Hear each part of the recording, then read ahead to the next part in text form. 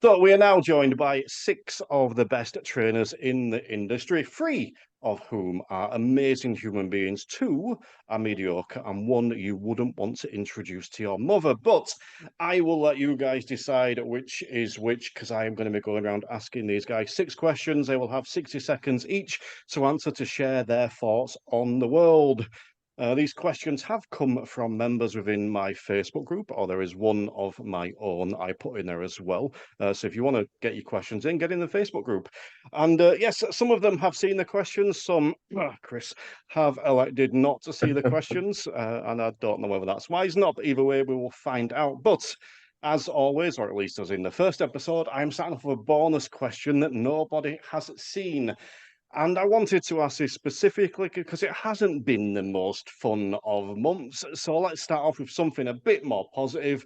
And I'm going to ask, what do you love about our industry in 3 words or less? So in a maximum of 3 words, what do you love about our industry? And we are starting with Phil.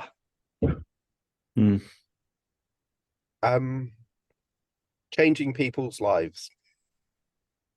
Changing people's lives. Excellent. And I started doing a timer then. I probably don't need to do a timer for 3 words, do I? Probably be all right.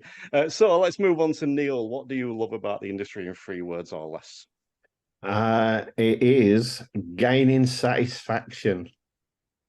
Excellent. Lee, same to you. I love Terry Cook's beard. Oh, we like that. We like that. That's good. If you can navigate them all towards me, bonus. Emma, same to you. Collaboration and teamwork. Chris, what do you like or love about our industry? Not the DVSA. Not the DVSA. I was going to say that. Oh, Bob, what are you adding into the mix? I think some of the fantastic people that you meet along the way. I mean, it's all too easy to get caught up in seeing what the dicks write on Facebook and thinking that all ADIs are bad, but they're not. There's some fantastic people out there, some brilliant trainers, some great ADIs, and some wonderful learners. So you've just got to forget the idiots and focus on the nice people, because there's quite a lot of them. Well, that sounded slightly more than 3 words. Oh, just 3 words. Yes.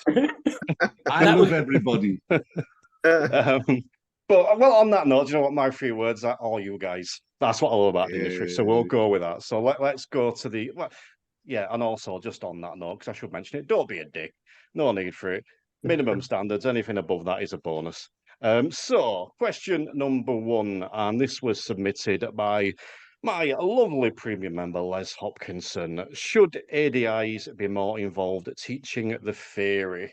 So we're going to come to you again on this, Phil. Should ADIs be more involved teaching the theory? Yes and no.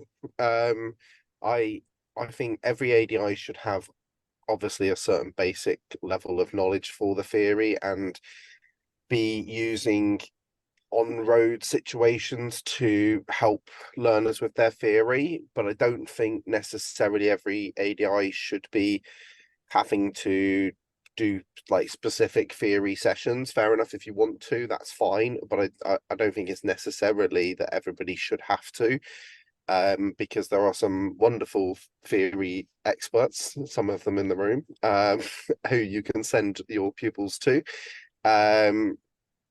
And yeah, why not have specialists in the subject that can do a better job? Excellent. I must admit, I think every time you answer Steve, I'm going to be looking at Chris to see whether he's, chomping at the bit to come in and disagree just for the sake of it. All right, Neil, same question to you. Should ADIs be more involved in the theory? I think at present most of them do have a certain amount of involvement in it. I tend to think it is down to the responsibility of the student to do more for themselves. Like Phil said, you can use situations in the car to explain theory more than normal. So I think at the minute, I think it's about 50-50 that we get involved. Excellent. And let's move over to you, Lee. Should ADIs be more involved in teaching the theory? I don't think every instructor should, because I don't think it's something that everyone would enjoy doing. I think some people would find it quite dull. But if they want to, then then why not? I mean, if you have the same passion that someone like Chris has, for example, about sort of the importance of the knowledge and understanding gained from theoretical study, then surely you'd be inspired to then create a platform where you can get paid for teaching theory to learners, you know, either at home or in the car or whatever. But why not add another string to your bow? So, you know, why not open up another revenue stream if you can? So anything that would, for me anyway, anything that would move learners away from this kind of wanky, hollow learning model of memorizing question banks can only be a good thing. And it'd benefit the learners long-term and short-term learning as well. And if we got stuck at home because of car trouble or a global pandemic or something, then you've still got money coming in. So I think it works for everyone if you were inspired to do that. Good stuff. Same question to you, Emma. I don't think we've particularly got time to go in depth with theory on lessons. You know, as it stands, I think a lot of people are time and financial focused when it comes to learning to drive. However, I also don't like the whole multiple choice. Are they just learning by multiple choice? Therefore, are they actually learning what is needed? And, you know, it's impossible for us to teach every detail of learning to drive, and that includes the theory stuff. So as much as I am all for them standing there on their own 2 feet and them learning and taking responsibility for that, I think we can probably maybe incorporate a little bit more with what we do in the car, other than what does that road sign mean?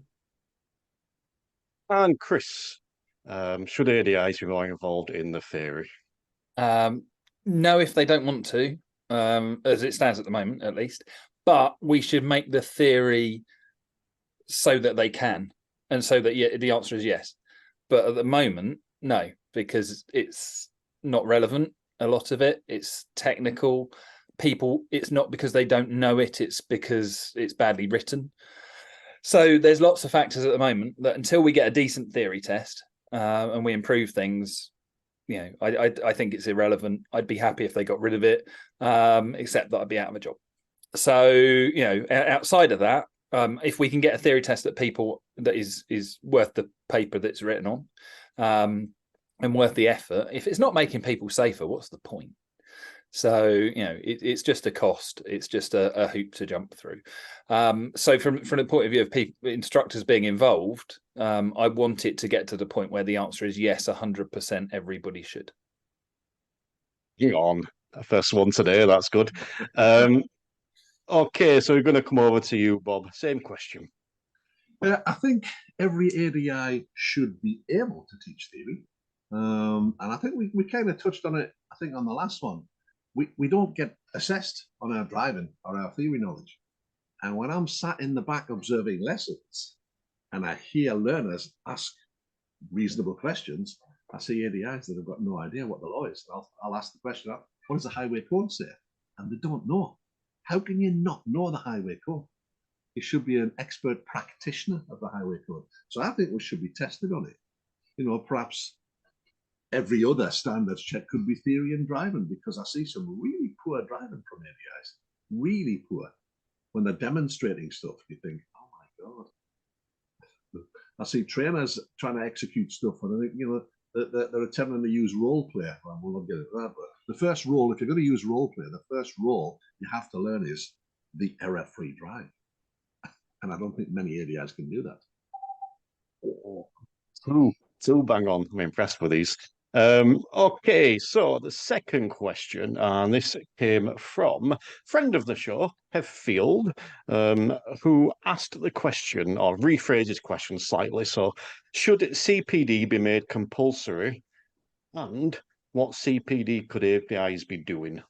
So we can interpret that as you see fit. And we're going to start with Neil Wightman. So should CPD be made compulsory, and what CPD should ADIs be doing? I personally believe that CPD should be mandatory, and all ADIs should be doing a certain amount of CPD. I also think that the DVSA should provide some of the CPD for ADIs to do, and it should be a set amount of hours. There's plenty of opportunity out there. There is free CPD as well out there as well. It's what sort of CPD needed to be included into what they are looking for. And I don't believe it's just about CPD for standards checks. It's CPD right through the industry, like what cars are changing, how they're changing, and all sorts of things like that. Road safety, how they can improve road safety, like, you know, going through somebody like the IMTD, if you want somebody to name. Yeah, but that's it should be mandatory. Excellent. So we're coming to you with the same question, Lee. Should CPD be compulsory, and what CPD could ABIs be doing? I think sort of like what Neil said, I think it personally it should be, but I can't see how it can be kind of under the current format being governed by the DVSA. I think CPD can be compulsory if you make it compulsory. Because if you're not, I think you should always be constantly looking to improve and stay in line with the industry changes, and you should want to stay up to date. And then you would find it compulsory for yourself to go out and get some training. It's very easy to get left behind in this industry, and you know I know because I've been there. You know, and the standards check is compulsory, so training that you seek out for yourself should be as well. You shouldn't need anyone to make you do it. The last thing you want to do is end up failing like I did and end up with a face like a punched lasagna. Okay, so let's come over to Emma, and we're going to ask you the same question. Yeah, I think it should. I don't necessarily think we need to do a lot of hours, or you know, it doesn't need to be something. I think when you talk to ADIs, a lot of them are under this impression that if you have to do CPD, it's going to cost you money, but that's not the case. You know, it's not the case. There's a lot of free stuff out there. I mean, this podcast, you know, for one example, there's a lot of free stuff there. And I think they also think that a lot of CPD is in industry related, as in direct to things like standards checks and things like that. But actually, a lot of my CPD is actually about me and looking after me and my well-being.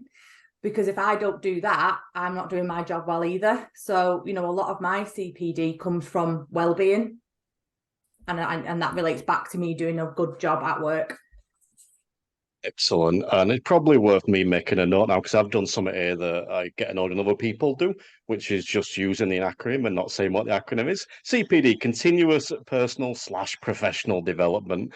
So for anyone listening that didn't know what that was, maybe rewind and listen again. I think we'll go on from here. So Chris, we're going to you again. Should CPD be made compulsory, and what could ADIs be doing? No, it shouldn't. But anyone who doesn't do it should have their badge removed. So we don't want people who aren't wanting to improve and be better at what they do and getting the best for everybody out there and, you know, moving forward. If you're not moving forwards, you're moving backwards. So, you know, it shouldn't have to be. Absolutely not. Everybody here should be, you know, be wanting to do it. And if you're not, then, you know, just give up. That'd be lovely. Just to go back to what Neil said about the DVSA providing CPD for ADIs, yes, and we should be able to provide it for the DVSA as well. So I think that should be a two-way street. I would like to just, you know, I think have some control over what our CPD is. So we're coming to you, Bob. Same question. It would be lovely if we could make it compulsory, but I mean, what would you make it? But it's, you know, in a former life, I was head of centre at learner driving centres, when we used to deliver qualifications, teaching qualifications, assessor qualifications. And when the external verifier came, they wanted to see the CPD logs of every member of staff. What have your staff done since I was here last to develop themselves? And as Emma said, some of it was free stuff, some of it was visiting other centres. You know, some of the best CPD you can do is sit in the back of your mate's car, see what they're doing, contrast and compare. And I think we should try and invest in being better all the time. And it's not something that's being pushed by the DVSA, so that there's no real impetus to do it, because we, as an industry, we don't see the value. You only have to talk to somebody who's undertaken some CPD to realise how valuable it can be. So we're going to come to you lastly, Phil. Should it be compulsory? Yeah, but no. Like it shouldn't have to be, is probably my answer. I almost wouldn't want the DVSA to make it compulsory either, because I think they'd make a hash of it. It would be like 2 hours a year, and that would probably be worse, because then people would only do 2 hours a year, maybe even people who are currently doing more. So yeah, it just should be what we want to do. We should be trying to constantly be improving and getting better. So I don't think it should have to be, but I suppose maybe when times are a bit tougher, the people who don't do CPD will find their way out of the industry anyway. Possibly that might be the way forward. I'm not sure I fully agree on it, all this sort of kind of it being free. I think actually we should be paying people for their advice and knowledge as well. I'm impressed with you guys there, because I don't think I could have kept my answer to that within 60 seconds. I think that would have been a big tirade, a big rant from me. And I will just say, if you're listening to this and you want some CPD, then fire your question into 6 for 60 for the next one, because you can get it answered by 6 of the best trainers in the industry, 3 of which are awesome human beings. Yeah, so let's move on to question 3. Now, this is a question that I've put in myself. So all the other 5 are from were submitted by people in the Facebook group. This one I shoehorned in because a little bit of bee in my bonnet about this one. So I'm not going to put any context on it. I'll just ask it. If an ADI has a good pass rate and never gets any complaints, but fails a standards check, what does that say about the ADI and the system? So I'll repeat that. If an ADI has a good pass rate and never gets any complaints, but then fails a standards check, what does that say about the ADI and the system? So we're coming to you first on this one, Lee. I don't think it says a great deal about the system. A good pass rate says that the instructor's doing a really good job at helping people pass the driving test, but not necessarily a good job in the eyes of the DVSA and the national standard. You know, as we know, that's kind of designed to help create safer drivers of the future, where long-term learning is taking place, and that's something that our pass rates don't really confirm or deny, really. If we fail a standards check, it simply means we didn't satisfy the criteria on the exam on that day at that time. If we fail 3 standards checks, that suggests that the way that we're working isn't in line with the criteria of the national standard. And if that's the case, after 3 attempts, then maybe it's because we either didn't want to change or we didn't seek any training to help us make that change. Excellent. So, Emma, if an ADI has a good pass rate, never gets any complaints, but fails a standards check, what does that say about the ADI and the system? Partly agree with some of what Lee said. It's 40 minutes in time. You know, it's a 40-minute session of that examiner sat in the back of your lesson. Anything can happen on that day. You know, the standards check, the one before last, was terrible for me, but I lost a relative the day before. In hindsight, I probably shouldn't have gone for it, but I did. And that 40 minutes that I did wasn't me, you know, so that's on me for that at that point. But it is, I don't think the system can't take any more regulation. It can't take what we do. It can't regulate us any more than what it does. So it can only be that 40 minutes. But if you've got a good pass rate and your learners are doing well, then for me, you're doing a good job. And Chris, same question. It means that fish can't climb trees. So you're measuring 2 totally different things. You've got your test pass rate is the minimum standard. Doesn't mean the ADI is doing a good job, because people will pass anyway. The COVID statistics of pass rate when they didn't have lessons with instructors showed that. We like to think it's us. It's not necessarily. They can learn in spite of, just by going to get the experience. And then the other side of it is, you know, the standards check is whether you agree with what they are measuring. And if it's a measurement of an educational session, nothing to do with measuring the instructor. I don't believe that the standards check does assess the instructor. It assesses the educational structure of the session that's delivered. Then it's a different thing. And you have to take into account all of those other human factors that will affect people when they're being assessed. on time again. Bob, if an ADI has a good pass rate and never gets any complaints but fails standards check, what does that say about the ADI in the system?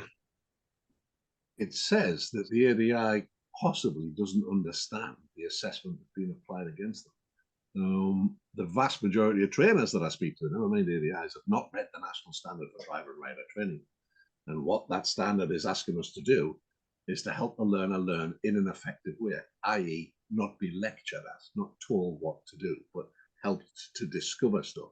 Now, whether you believe that's the right thing to do or not, pass rate's got nothing to do with that. The school of mum and dad have got a better pass rate than we have, so that kick that one, to the side straight away. But it's, as an industry, we don't understand what we're being asked to do. And yeah, so what do we do about that? Well, we look at the standards check, we just try and set fire to it, rather than being smart and trying to understand it. If you understand it, you've got much more chance of passing it. It is totally fit for purpose. And if you're failing it multiple times, you need to point the finger of blame firmly back at you, because that's a game changer. You point it away from you, nothing changes. I'm liking some of these mic drop moments right at the end when the timer's going off. It's good. Phil, same question. I'm with Chris on this. They're completely different markers, and it's actually one of my bugbears with the trigger system, because it means that people with really good pass rates might not be getting called in for standards checks, and therefore not improving their driving lessons. I would commend this ADI for having great customer service, and also commend him for having a great pass rate, because that means he's taking up pupils who are ready. But how he's getting them there, or she, sorry, might not be the right way, might not be helping their learners for like post-test, which may be coming in a bit later. Sorry, Chris. But it might be helping the learners with safe driving for life. And so I think that's maybe what the standard checks more aims towards, is that safe driving for life. Excellent. And then lastly to you, Neil, same question. Yeah, I don't think it's a reflection on the ADI. If they fail a standards check, they've probably just not put enough effort and time into themselves.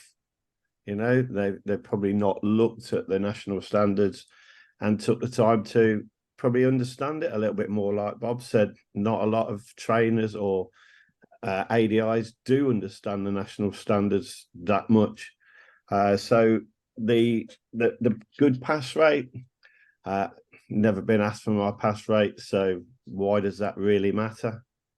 It could be that the ADI is just training by rote all the time and doing nothing else but everything to pass the driving test.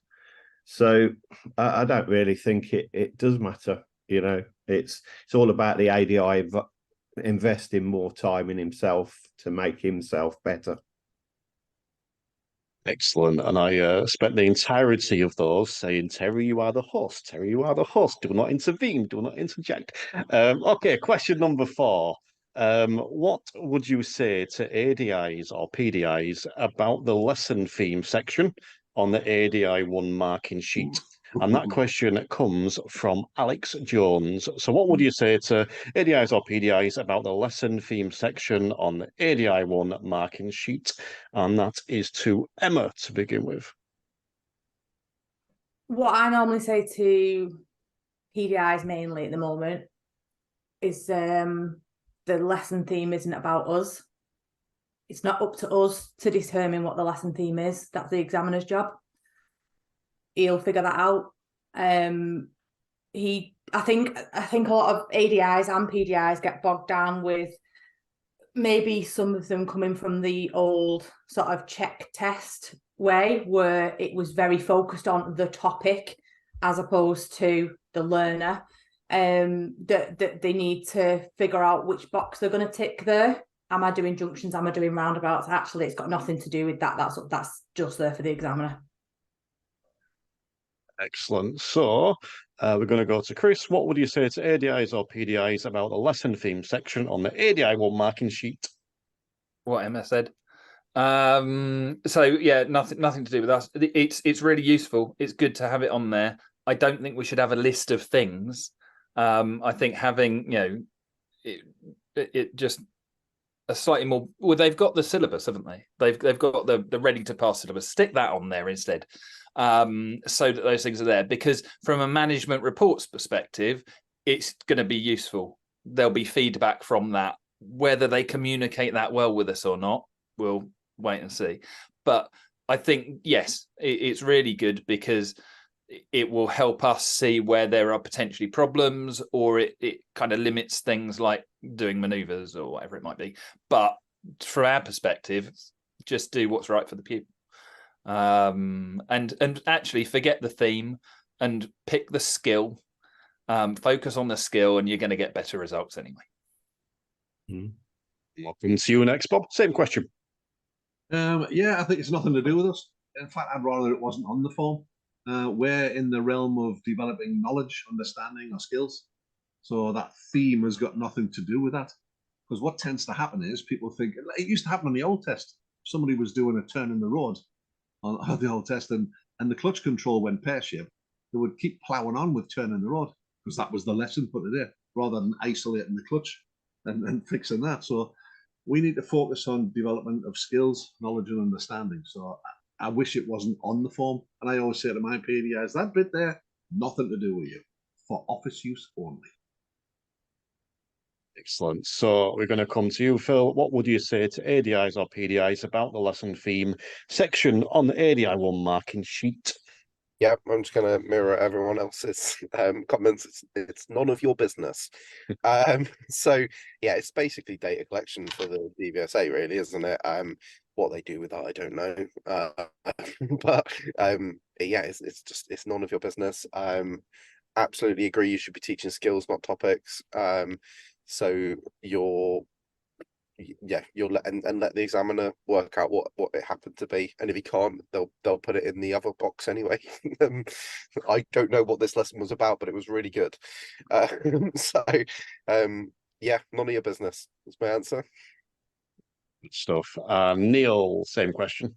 Yeah, I'm going to have to agree with everybody else. I think it's more, or I tell my PDIs and that, to just focus on the need of the pupil and their goal, and everything else will just follow on. And like everybody's saying, the examiners will work that out. So why do we need to worry? It's focus on their need, their goal, and that will just give a good lesson, and everything else will just drop into place. Lee, can we trust you to throw some spice into this mix? Yeah, I disagree with everyone. No, I'm only kidding. Like everyone else has said, it's there to help the examiner to pigeonhole what was worked on after the event. Great, that's good for them. Well done. But there's no point in it for us. No point in it for ADIs and PDIs. So my advice is just don't bother. Don't look at it. Like everyone else has said, focus on what your learner needs to work on that day at that time. When that changes, your plans need to change as well. To stay constantly in line with your learners, constantly changing needs, and they will.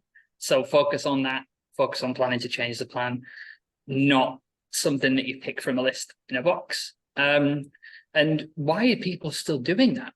Does no one else wonder that? Like, I see it on Facebook all the time. Like, I've decided I'm going to do dual carriageways on my exam. Why are you posting that? Why is your trainer not nipping that in the bud? Why is nobody Hello? Why is nobody listening?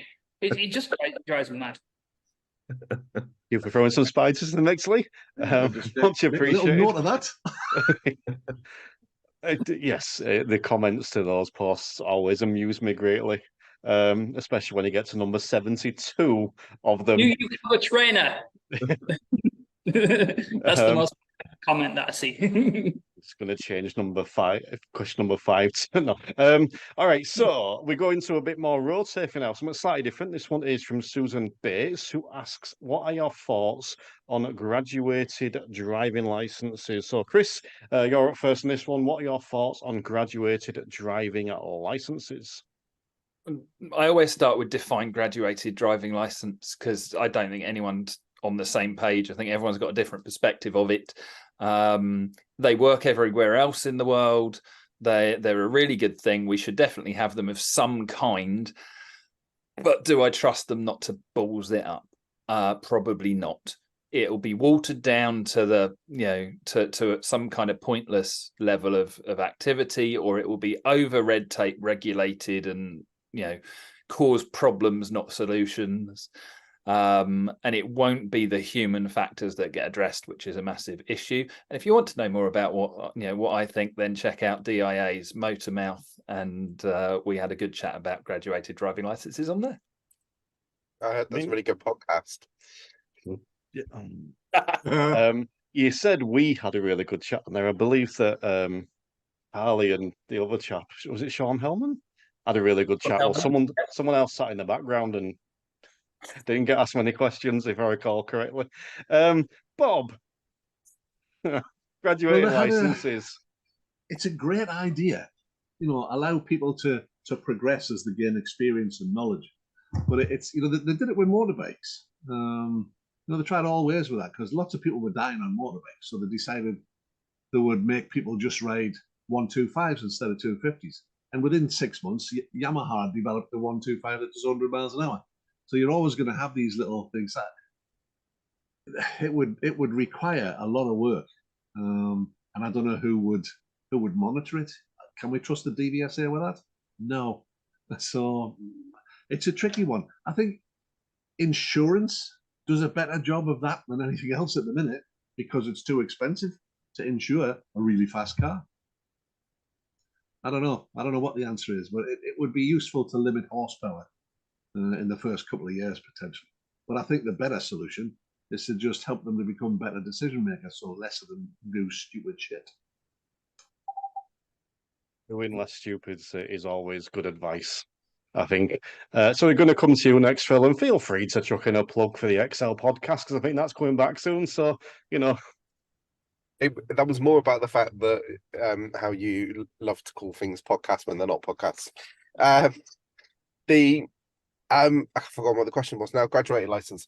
So yes, I think something, if it makes it better, but it has to make it better. Would I don't post-test graduated sort of kind of stuff, I'm not sure how that would be policed and how that would work. And like you said, insurance companies do a pretty sort of, or could even maybe do a better job. I think maybe pre-test, I'd like to see some sort of like modular based signing off, so that instructors are held to account to who they're sending to test. If you've signed them off in like each section of modules, I think that would be quite an interesting conversation, at least, to see if that would work. And graduated licenses, Neil. Yeah, it's I think something that could possibly work, but there's too many intricate details at the minute. I quite agree with Phil that it should be pre-test rather than post-test for probably a period of say 6 months where they can gain experience, but they have got somebody next to them, so a family member or something. I think it's one of those. A lot of people think it's a good idea, but a lot of people don't really want it. What's the cost of it? Who's going to police it? There's lots and lots of issues that need ironing out before they say, yeah, this is going to be a goer. But like Bob said, insurance does a good job at the minute. So unless you make every car the same speed, there's that to it as well. Lee, what are your thoughts on graduated driving licenses? Well, kind of like Chris said, I think it's important that we look at what other countries are doing and learn from them. Why do a lot of other countries do it and we don't? Is it this kind of great British arrogance thing? Sometimes it's a case of put your flag down and look at the bloody numbers, because they don't lie. It's still too many. So anything that we can do to change this, the number of road deaths in this country, surely that's something that should be explored, vigorously. What I don't like the idea of is kind of curfews and stuff like that. Because I think for every 17-year-old sort of tracksuit knobhead, there's a good kid as well that doesn't deserve to be discriminated against because they're young. I was hooked on tracksuit knobhead there.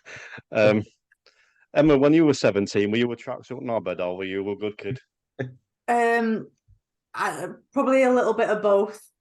And then was. I settled down quite early, so I got pulled back from falling off the face of that cliff. All right, what are your thoughts on graduated driving licenses? Very similar to what some of the guys said. It's how is it going to be introduced? How's it going to be formatted? How's it going to work? We can't really get what we're doing right, so I don't know, but I think we need to look at things like, you know, the reason why these kids are having accidents so close to passing the test. And, you know, maybe looking at the theory test and thinking, well, could that do more to tackle things like speed, deaths, literally put it in their face, is that this is what is happening. This is a real thing.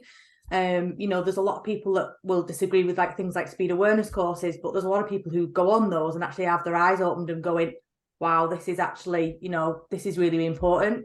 Is there something that we could do pre-test that brings in the factors of why we're having so many road deaths? I just want to touch back on the most important point there, which is a podcast has an RSS feed. For anyone wondering, that is literally the definition of a podcast. I don't know how else I can be more clear. All right, so last official question, shall we say? How can instructors go beyond teaching for a test? That was sent in by Anselm Kirsten. How can instructors go beyond teaching for a test, Bob? I think it should be standard. We shouldn't be teaching towards a test. We should be helping them to become great decision makers, because great decision makers don't crash and die. It should all be about, okay, so here's a scenario that you've got. How would this be different in X, Y, Z scenarios? You know, what would you do here if you had a load of your mates in the car? What would you do here if this happened? How are you deciding how to? Okay, I noticed that you did this. Did you think that was the right speed to travel there? I do. Okay, what are you basing that on? So we should be drilling into what's going on inside their head and making everything about post-test. Everything's about post-test. It's just, they just happen to pass the test along the way. It should all be about how you're going to work in the real world and how's this going to work, I think. So, short answer. Phil, how can instructors go beyond teaching for a test?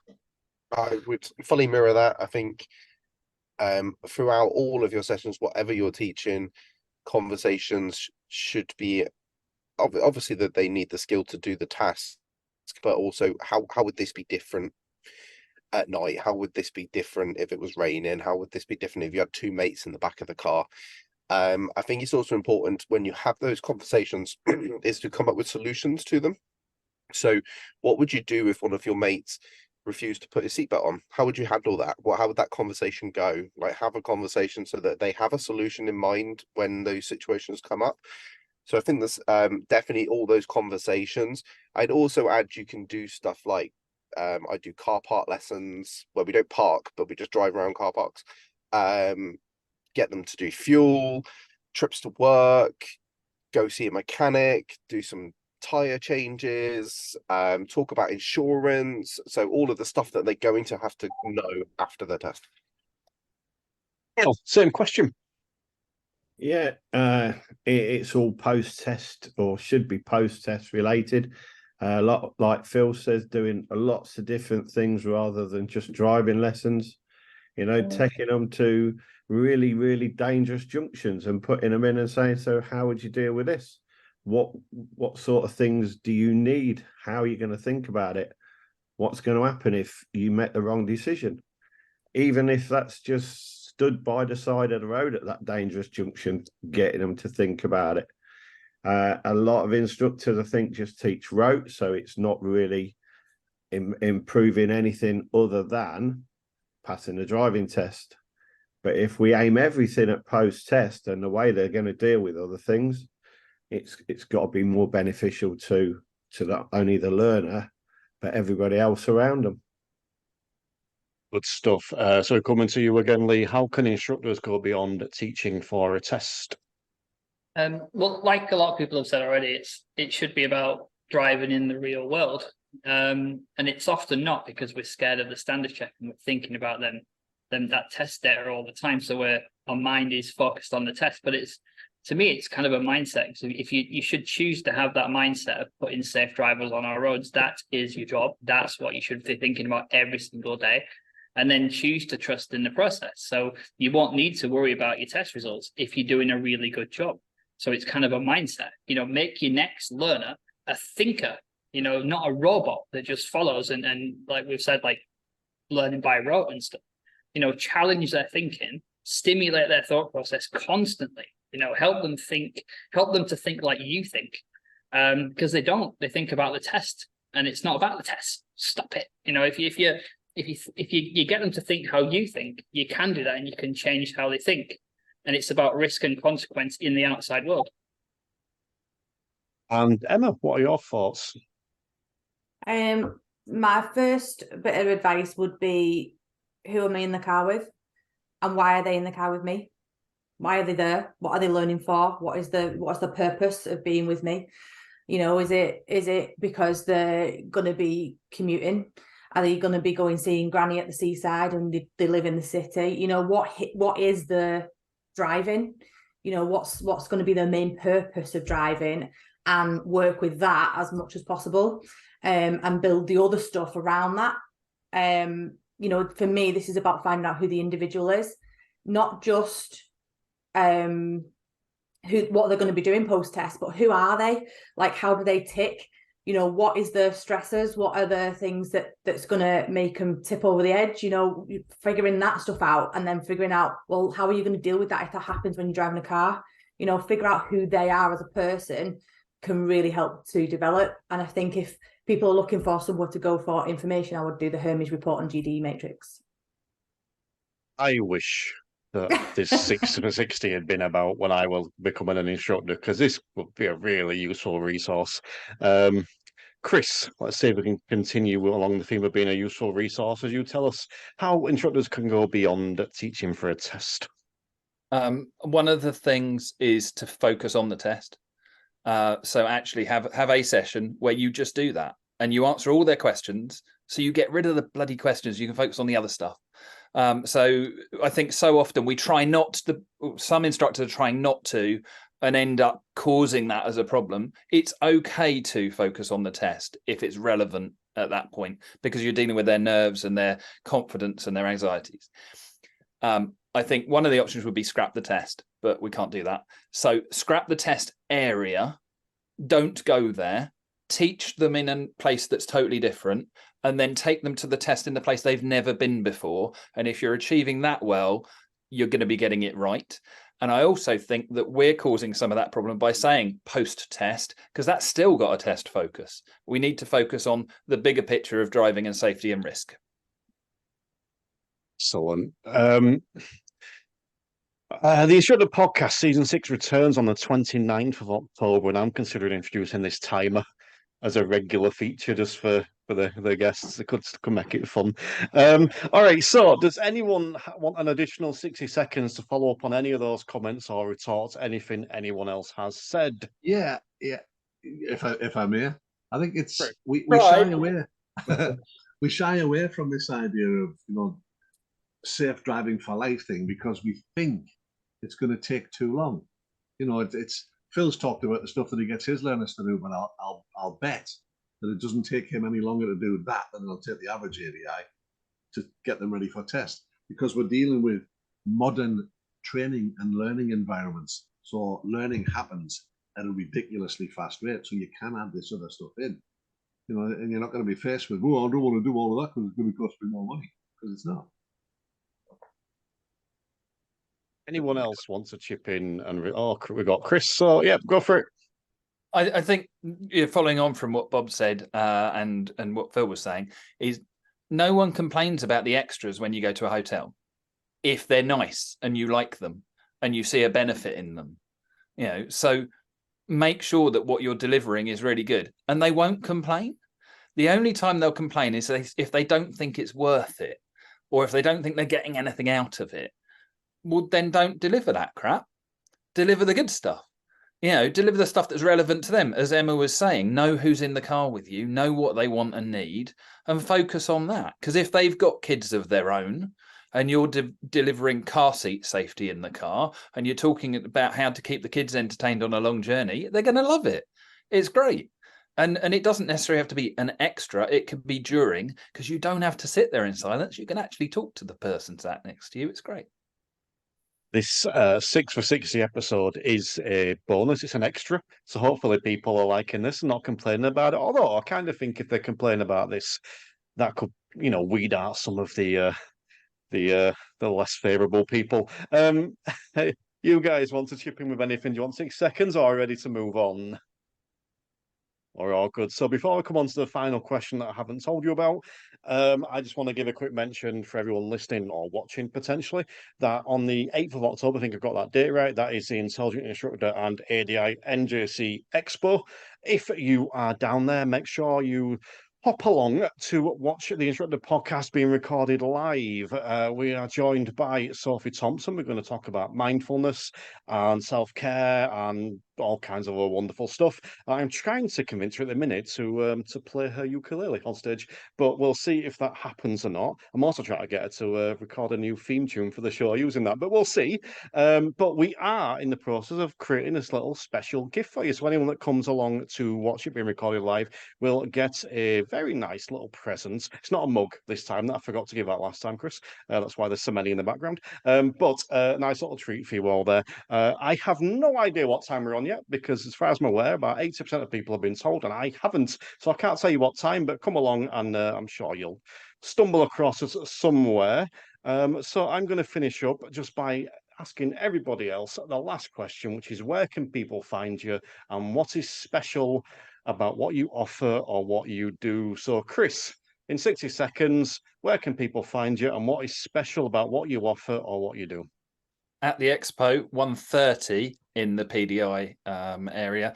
You can find me on the DITC, which is the signposting platform for the driving instructor industry. You can find me on Theory Test Explained, which is the leading one-to-one Zoom theory provider in the industry. And I'm going to take that until someone comes along and says otherwise. And you can find me on Facebook and we can have a chat and it'd be great. Thank you. What's special about what you do? What's special? Me, I'm special. People mean it in a really nasty way sometimes, but no, I love the industry. I love learning more and doing stuff. So I can probably talk to you about just about anything. Okay, Bob. Where can people find you and what is special about what you do? What's special about what I do? You can find me at client-centeredlearning.co.uk and pdiadi.com. I'm also at the Expo, 10:30. Slowly sinking deeper into my seat. Yeah, what's special about what I do? I like to think that I can demystify stuff, that I can make things understandable and show people that it really isn't that difficult. It really isn't. Okay. Felt like you were to continue there. I thought there was a monologue coming, but no, that was it. That's fine for me. Phil, I don't know what you're going to say, or at least one bit of what you're going to say. Where can people find you and what's special about what you do? Well, I'll be at the Expo, 12:45, just before Chris and the PDI. You can find me on Facebook. Hit me up if you want some training. I do Zooms if you want some advice on your standards check or part 3. If you're a PDI, come and join Lou's PDI group, and the admin team there are always happy to help and offer advice, and it's such a friendly group, and a great legacy to Lou. If you're looking for some part 1 or theory for your learners, I have just recently set up a new theory website, practice-theory-test.com, catchy, which is me basically presenting the information that learners need for their theory test. It's not one-to-one, it's just a course. One-to-one, go for Chris. I think we have established who Intelligent Instructor wouldn't introduce to their mother. Yes. Okay. So you can sense my mood dipping slightly. So we're going to Neil. Neil, where can people find you and what is special about what you offer or what you do? Yeah, so people can find me on Facebook. They can find me at the Audit Academy. They can also find me within the IMTD, offering free CPC, CDP, whatever it is. And what's special about me is I put my training in a way that you can understand it better. So the best way to do that is go and buy my book, Untwisted: The Road to Success. Excellent. Lee, same question to you. Where can people find you and what's special about what you do? You know, you always have a go at me when I don't dig myself up. Yep. So yeah, you can find me at one of the twins, adidoctor.co.uk or pdidoctor.co.uk, depending on your license preference at this point. I suppose I tend to have a way of helping people understand. It's not enough to just know, you have to understand as well. You know, you notice this with your learners every day. If they know it and they don't understand it, it doesn't work. So if you feel that you need clarification on anything standards check part 3 related, then I am your man. You can find me on Facebook as well, my group. I can help make it make sense, and that's what I always aim to do. I also provide in-car training as well if you're in the Northwest area. You can help make it make sense. I like that. I'll accept that as you being special about what you do. We'll take that. Emma, same to you. Driving school related, you can find me Facebook and Instagram at Up Driving School. My biggest goal moving forward now is helping ADIs and PDIs help their learners, and to do that they need to find out who their learner is.